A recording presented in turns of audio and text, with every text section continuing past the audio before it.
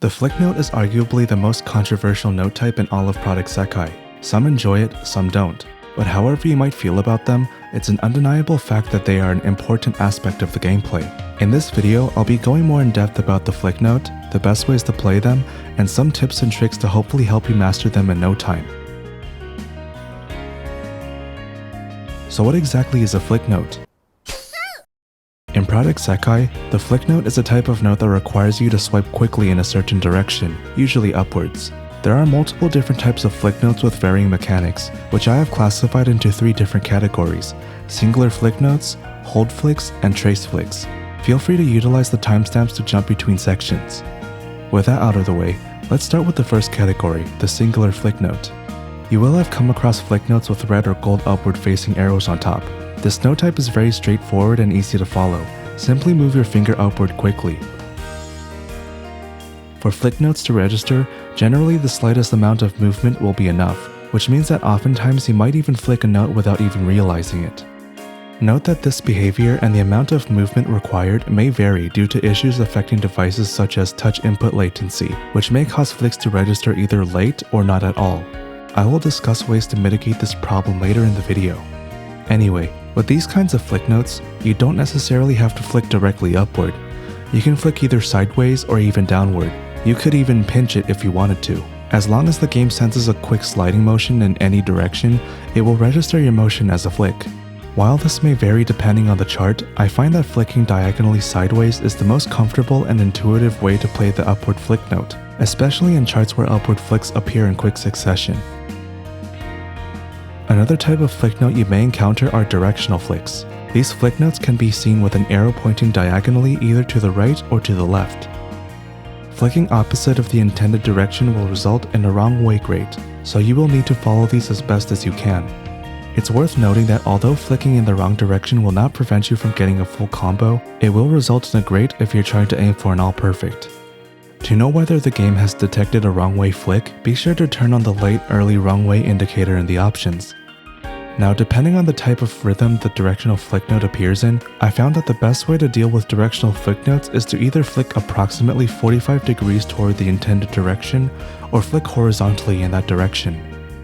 If you want to get a better idea of how these directional flick notes work, a chart like Cinema on Master or Expert difficulty starts with directional flicks, so you can try this chart and experiment for yourself in what ways the directional flick can be registered.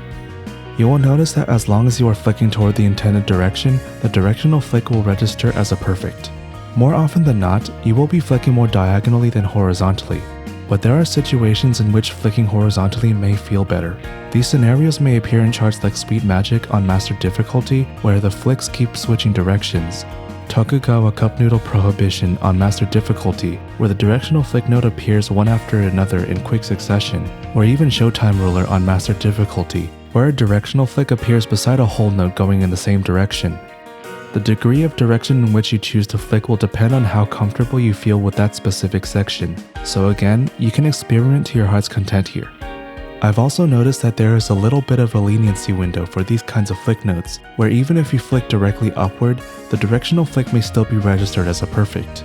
When in doubt, this can be a way to brute force the directional flick note until you fully learn the chart. I do recommend actually learning the directions of the flicks once you get around to practicing a chart. Trying to brute force your way through charts such as Rin Chen Now on Master difficulty, which has a lot of directional flicks, will drive you insane. Make sure to analyze chart data on something like Sekai.best and plan out your fingering accordingly. Now that you know upward and directional flick notes, what if I told you that there is secretly a third type of flick note within this category? What if I told you that this note is also a flick note? Flick notes are registered in a way that prioritizes the tap motion first, then the flick. Basically, this means that for a flick note to register, you cannot have your finger already down before the flick note arrives. The game senses the tap motion first before the flick motion.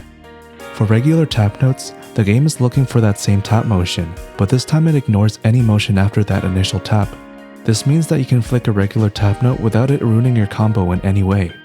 Let's go over some examples in which you can take advantage of this mechanic. Take a look at this section in Tondemo-Wonderz on Expert difficulty. Now that you know regular tap notes can work like flick notes, we can apply that mechanic here.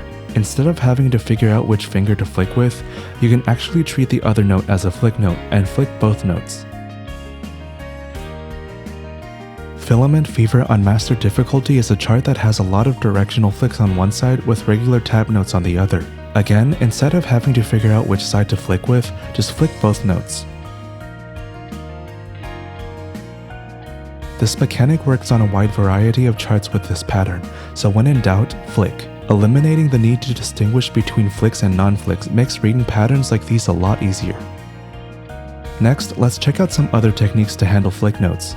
For example, if you come across a section where the notes sway toward one side like this, what I like to do is, instead of using my index fingers on both hands, I like to use my index and middle fingers on one hand and flick the section that way. You will come across a good amount of charts with these patterns if you play master and append charts regularly, so this can be good practice for those interested in learning how to play with multiple fingers. Let's check out another multi-finger example with directional flicks. Take a look at this section in Goddish on Master Difficulty. You can see that there are directional flicks going leftward into 2 tap notes. I find this flick section to actually be quite awkward, so I like to flick with 2 fingers on my right hand and tap out the section with my left. With multiple fingers, you can also try something like this, where you use your index and pinky or ring finger on one hand to flick, and your other index finger to tap. Granted, this is a little more advanced and generally not something you really need to understand for most of the game, but it can come in handy when you have a section that looks something like this in Endmark on Master Difficulty. Playing with multiple fingers as well as knowing your flick mechanics can open up the door for you to experiment with some interesting fingerings, which in turn can help you conquer some more difficult patterns. That should cover everything there is to know about the first category of flick note. Let's move on to the second category. The second category of flick notes are the hold flicks. As the name implies, these are flicks that appear at the end of hold notes. To follow these, you simply tap into the hold note, then flick once the hold note reaches the judgment line. The mechanics I explained with the first category of flick note should also apply here. So for example, you won't have to flick your finger too hard, and instead of flicking directly up for upward facing flicks, you can also flick sideways or downward, and even pinch it if you wanted to. If you often have trouble getting a hold flick to register, you can always try ending the flick in a different direction. Ghost Rule and HIBANA Reloaded on Expert Difficulty both have small sections of hold flicks that you can experiment with. You can try flicking diagonally outward, inward, or if you play with multiple fingers, you can hold the note with 2 or more fingers and flick up that way. You will also see directional flicks at the end of hold notes. To register these, you want to take whatever you just learned about the hold flick mechanics and apply them with what you know about directional flick mechanics. Directional hold flicks are probably the trickiest of flick notes, as they seem rather sensitive and even the slightest error may result in a wrong way grate or a late grate. There are a couple ways to go about this. One way is to ensure that you are not flicking too early. When you flick too early, you might unintentionally sway your finger in the opposite direction, causing the flick to go the wrong way. You want to try being as intentional with your direction as possible. If you have trouble reading the flick direction, you can try flicking directly upward, and if you play with multiple fingers, another way to prevent the wrong way grate can be to flick upward with 2 or more fingers. There are a few charts that have a heavy emphasis on directional flicks, such as Viva Happy on Master Difficulty and Gift from the Princess Who Bought Sleep on Master Difficulty. I picked out these charts since they have some trickier sections that may be difficult to get right. In Viva Happy, the hold notes slide into a flick note going toward the same direction, which may be a little challenging to get correctly. The motion should look something like this, where you move horizontally then diagonally. But this can also be a scenario where you either go horizontally and flick upward, or register the hold note with 2 fingers and flick upward. As for the directional flicks in Gift from the Princess Who Bought Sleep, the hold notes curve inward toward the directional flick. I found patterns like these to be the most problematic when it comes to accidentally flicking the wrong way. If you have trouble with the flicks registering the wrong way, remember the techniques that you can apply here. Make sure not to flick too early, be intentional with the flick, and if you're still having trouble, flick upward with 1 or more fingers. Let's talk about a few more mechanics that apply to both types of hold flicks. Did you also know that you can end a hold flick by flicking the flick note with your other finger? This mechanic becomes very apparent in a chart like Kitty on Master Difficulty, where the flick notes often appear much wider than the hold note itself. The mechanic is not something you'll need to utilize often, but knowing it, you can try some fun techniques. For example, in this hold flick in Shanty on Master Difficulty, you can tap into the hold note with one hand and use your other hand to flick. You may also notice that when you move your fingers up a little higher like you are trying to flick, the hold note will still be registered. The game is quite lenient when it comes to what counts as a flick and what counts as a hold note. Since flicks can be registered with even the slightest amount of movement, you can move your finger just enough in a way that will register a flick without causing the hold note to miss. This is why Project SEKAI has been comfortable adding more gimmicks recently, such as flick notes inside of hold notes, which you may have seen in some higher level master or append difficulty charts. Basically, flicking within a small area can register a flick note without causing the hold note to miss at any point of the hold note, as long as you don't let go or flick too far.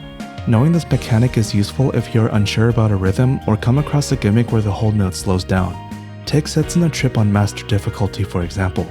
Instead of guessing when the flick note is going to arrive, you can take advantage of this mechanic by moving your fingers in a side-to-side or circular motion. By doing this, you are maintaining the hold note while at the same time, moving your fingers just enough for the game to register a flick. That should cover everything there is to know about the second category of flick note. If you have found these mechanics useful so far, do leave a like and subscribe.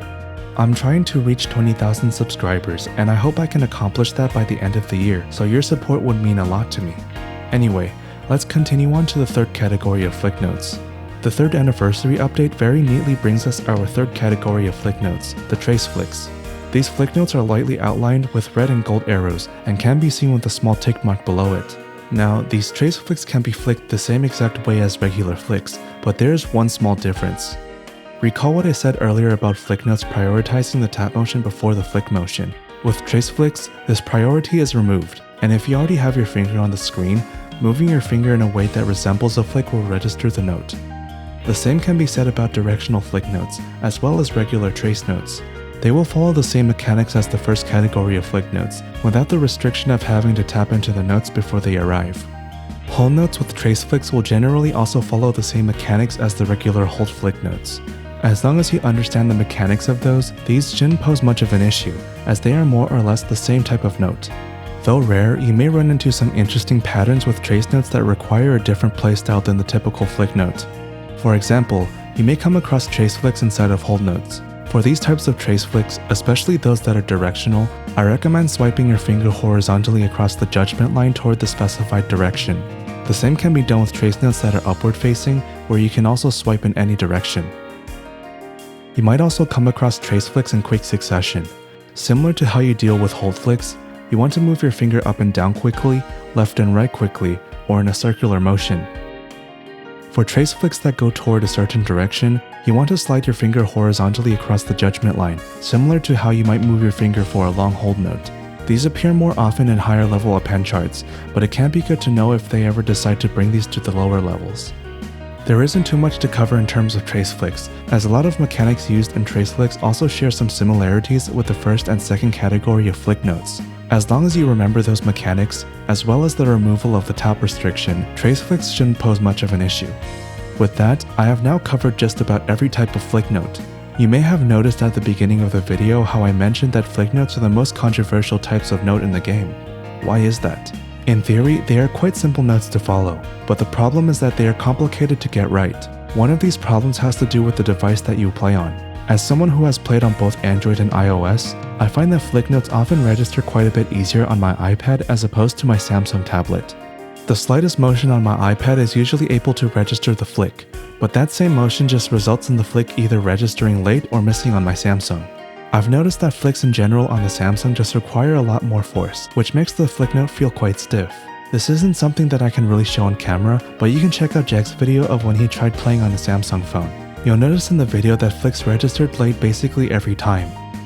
Granted, my tablet's touch latency isn't as bad as the device in that video, but if I were to give an example as to how flick notes feel like on my tablet, it's more or less similar to that but to a lesser extent.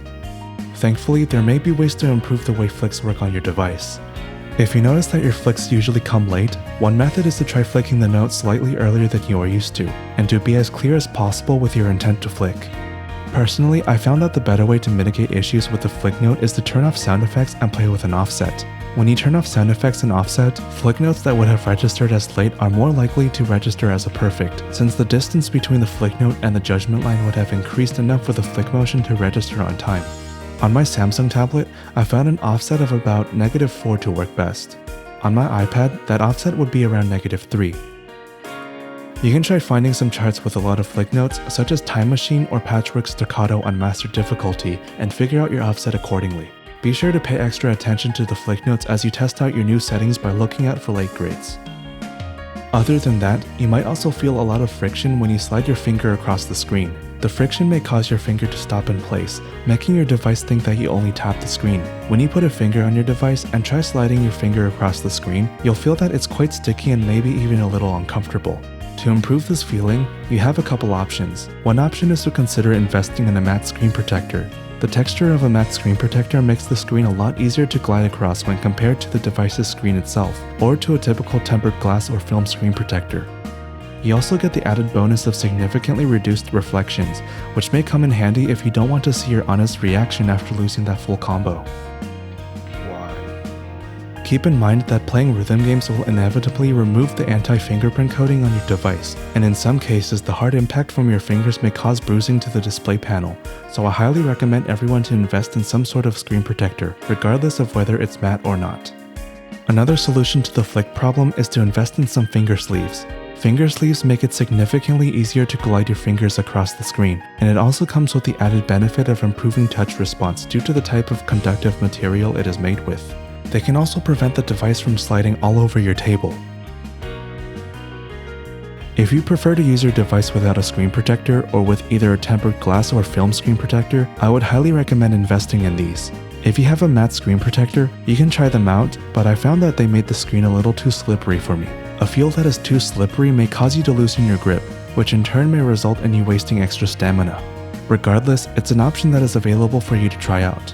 And with that, I have now told you everything you need to know about the flick note. If you have any charts that you think are good for practicing, do share them in the comments below.